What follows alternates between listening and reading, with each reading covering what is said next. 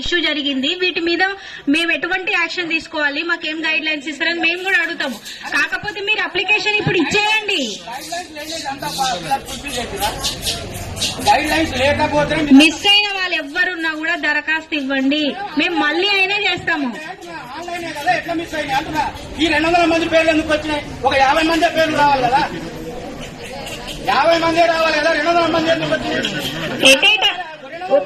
Single attempt లో అందరికైతే న్యాయం చేయలేం కదా, ఇవ్వండి. ఇది కంటిన్యూస్ ప్రాసెస్ అన్నప్పుడు ఎందుకండి మీరు అంత గాబరా పడేది? ఒక అప్లికేషన్ ఇవ్వండి. మేము ఈ రోజు క్లోజ్ చేయట్లేం కదా, స్కీమ్ అయితే ఈ రోజు క్లోజ్ చేయట్లేం కదా. ఆన్లైన్ చేసుకున్నారు కదా, అప్లికేషన్ ఏమిటి ఇవ్వాలి? అప్లికేషన్ ఏమిటి ఇవ్వాలి? ఆన్లైన్ చేసిరు కదా.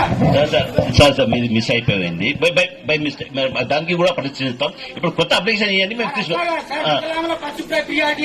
ఇస్తాం.